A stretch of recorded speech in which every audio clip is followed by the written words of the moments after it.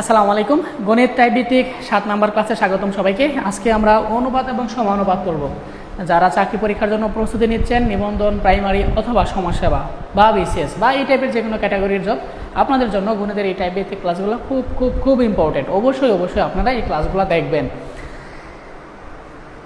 ক্লাসটা শুরু করার আগে আপনাদের উদ্দেশ্যে যে কথাটা বলতে চাই, যারা আপনারা চাকরি লাগবে এমন টার্গেট নিয়ে পড়াশোনা করতেছেন, আপনাদের জন্য নিবন্ধন, প্রাইমারি, সমাজসেবা বা এই টাইপের ক্যাটাগরির যত জব আছে, প্রত্যেকটা জবের আমাদের একটা সুপার সাজেশন আছে।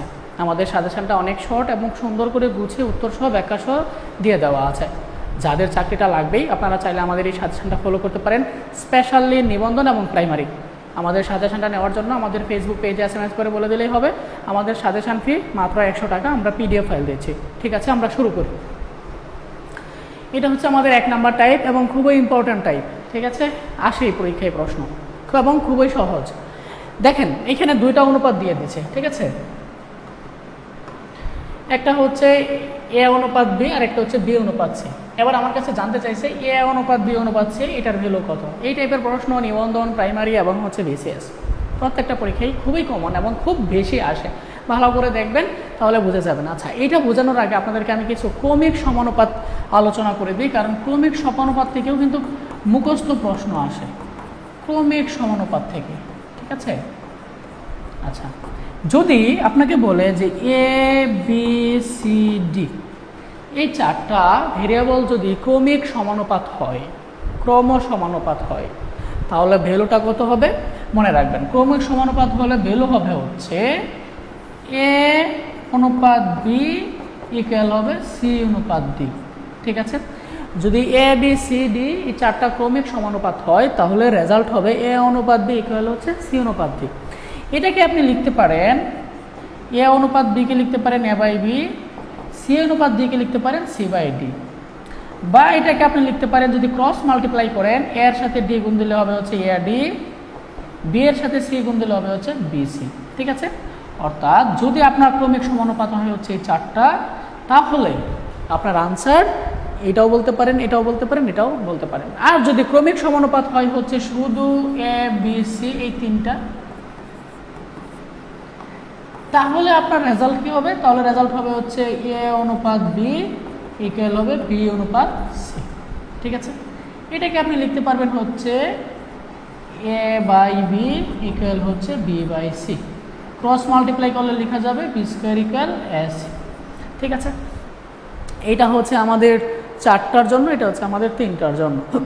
এবং এই মুখস্থ থেকেও কিন্তু আমাদের MCQ আসে। আশা করছি আপনারা বুঝতে পারছেন। এবার আমি আপনাদেরকে এই ম্যাথটা সলভ করাবো। ঠিক আছে, দুইটা মুখস্থ জিনিস আপনাদেরকে সলভ করে দিলাম। প্রথমে দেখেন দুইটা ক্রমিক সমানুপাত দিয়ে দেওয়া আছে, তাই না? দেখেন কি দেওয়া আছে, A অনুপাত B দেওয়া আছে হচ্ছে 4 অনুপাত 7, B অনুপাত C দেওয়া আছে 5 অনুপাত 6। আমার কাছে জানতে চাইছে A অনুপাত B অনুপাত C 3টা ভ্যালুর মান কত।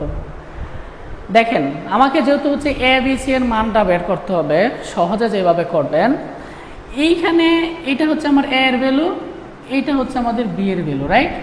এইখানে এইটা হচ্ছে B এর ভ্যালু, এটা হচ্ছে আমাদের C এর ভ্যালু।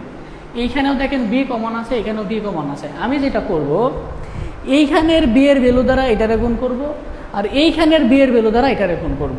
যেমন দেখেন এই যে এখানে ভ্যালু কত 4 অনুপাত 7, এটারে গুণ করব হচ্ছে এর B এর ভ্যালু দ্বারা। এখানে B এর ভ্যালু কত 5, আর এইটারে গুণ করব হচ্ছে এই B এর ভ্যালু দ্বারা। এই B এর ভ্যালু কত? এই B এর ভ্যালু হচ্ছে 7। কথা বুঝছেন? তাহলে দেখেন তো রেজাল্টটা কত আসে। 5-এর সাথে 4 গুণ দিলে 20, 5-এর সাথে 7 গুণ দিলে 35। সেম এইখানে আবার 5-এর সাথে 7 গুণ দিলে হবে হচ্ছে 35, 6-এর সাথে 7 গুণ দিলে হবে হচ্ছে 42। তাহলে দেখেন তো এটা হচ্ছে আমার A এর ভ্যালু, এটা B এর ভ্যালু, এটা হচ্ছে আমাদের C এর ভ্যালু। তাহলে আমরা A অনুপাত B অনুপাত C সমান কত পাইছি? 20, 35, 42। ঠিক আছে, তার মানে আমাদের আনসার হবে 20, 35, 42। এটা হচ্ছে আমাদের আনসার। এই টাইপের আশা করছি যে কোনো প্রশ্ন আসুক আপনারা এখন ইজিলি করে ফেলতে পারবেন। ঠিক আছে, 2 নাম্বার টাইপ, 1 গ্লাস গুড়ের শরবতে গুড় ও পানির অনুপাত দেওয়া আছে। গুড়ের অনুপাত দেওয়া আছে 4, পানের অনুপাত দেওয়া আছে 6। আমার কাছে জানতে চাইছে গুড়ের পরিমাণ কত। এই টাইপটাও খুব ইম্পর্ট্যান্ট এবং খুবই সহজ, ঠিক আছে, মনে রাখবেন। কতর মধ্যে 4 আর 6 দেওয়া আছে, এটা কিন্তু দেওয়া নাই, এই কথাটা ভালো করে বুঝেন। যদি কতর মধ্যে একটা 4 আর একটা 6 এটা না দেওয়া থাকে তাহলে আপনি ধরে নেবেন 100। আর যদি দিয়ে দেয় যে এতর মধ্যে 4% হচ্ছে এত, 6% হচ্ছে অমুক, তাহলে আপনি তত দিয়ে করবেন।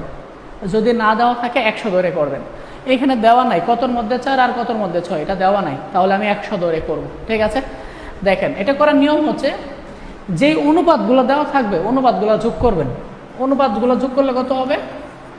10 হবে। তারপরে আপনি গুড়ের পরিমাণটা বাইর করবেন।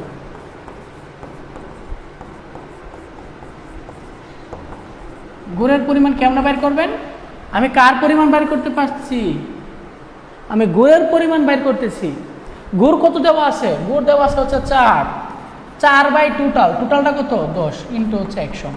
আমি আবারও বলছি, যদি মোট না দেওয়া থাকে 100 ধরে করবেন, আর যদি দেওয়া থাকে তাহলে তত ধরে করবেন।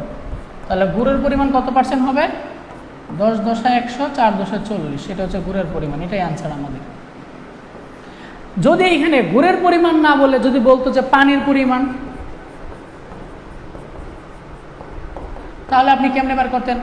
পানি কত দেওয়া আছে? পানির অনুপাত হচ্ছে 6 বাই মোট কত? 10 ইন্টু 100%। এটা ক্যালকুলেট করলে হবে হচ্ছে 60%, অর্থাৎ পানির পরিমাণ কত? 60%। আশা করছি এই টাইপের অঙ্ক আসলে এখন থেকে পারবেন। তারপরের টাইপটা দেখেন, এই যে দেখেন এখানে কিন্তু ভ্যালু দিয়ে দেওয়া আছে যে এত টাকার এত অনুপাত, এত টাকার এত অনুপাত, ঠিক আছে। এবার কিন্তু আমাকে ভ্যালুটা মেনশন করে দিয়েছে। এবার 100 দিয়ে করলে হবে না, এই ভ্যালু ধরেই করতে হবে। প্রশ্ন করছে যে বৃহত্তম ও ক্ষুদ্রতম অংশের পার্থক্য কত? সমস্যা নাই, করো। বৃহত্তম কোনটা?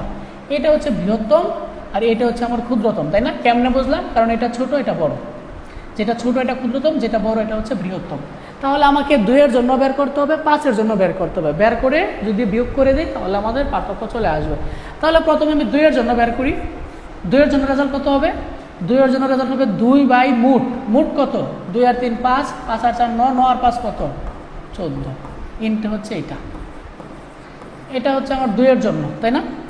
5 এর জন্য কত হবে? 5 এর জন্য হচ্ছে 5 বাই 14 ইন্টু 9800, তাই না? এবার এইটাকে ক্যালকুলেট করলে একটা রেজাল্ট পাবেন, এটাকে ক্যালকুলেট করলে একটা রেজাল্ট পাবেন। তারপর এই রেজাল্ট থেকে এই রেজাল্টটা বাদ দিয়ে দিবেন, তাহলে আপনার পার্থক্য চলে আসবে। এটা আপনারা কমেন্টে জানিয়ে দেবেন আনসারটা কত, ঠিক আছে। এটা আপনাদের জন্য আমি SW রেখে দিলাম। জাস্ট এই ক্যালকুলেটটা করে আপনারা আনসারটা কমেন্টে জানিয়ে দেবেন। সরি, অনুপাতের তো আরও ম্যাথ আছে, ওই ম্যাথগুলো কোথায়? আচ্ছা, আমাদের হচ্ছে যে টাইপ করছে সে কয়েকটা এখানে এমসিকিউ ভুল করে ফেলেছে। যাই হোক, আমি অনুপাতটা আশা করছি আপনাদেরকে বোঝাতে পেরেছি, কারণ অনুপাত থেকে এই টাইপের প্রশ্নই আসে। আশা করছি আপনারা করতে পারবেন এগুলো যদি এই টাইপের প্রশ্ন আসে। দেখা হবে নেক্সট হচ্ছে ফাংশনের ভিডিওতে। আমরা কি আজকে ফাংশন পড়ে ফেলবো? আচ্ছা, আমরা হচ্ছে নেক্সট ক্লাসে ফাংশনটা পড়বো। আসলে আজকে আর ফাংশনটা পড়বো না। অনুপাত সমানুপাতটা আশা করছি বুঝতে পারছেন। যাদের চাকরিটা লাগবেই আপনারা চাইলে আমাদের সুপার শর্ট সাজেশনটা ফলো করতে পারেন। আমাদের সাজেশনটা খুবই শর্ট, বাংলা ইংরেজি সাধারণ জ্ঞান এবং হচ্ছে গণিত নিয়ে আমাদের সাজেশনটা তৈরি। যাদের টার্গেট নিবন্ধন বা প্রাইমারি, আপনারা আমাদের সাজেশনটা অবশ্যই পড়বেন। আশা করছি আমাদের সাজেশন থেকে 70% প্লাস কমন পাবেন। সাজেশনটা নেওয়ার জন্য আমাদের ফেসবুক পেজে SMS করে বলে দিলে হবে। আমরা সাজেশনের PDF দিচ্ছি। সবাই ভালো থাকেন, সুস্থ থাকেন, আল্লাহ হাফেজ।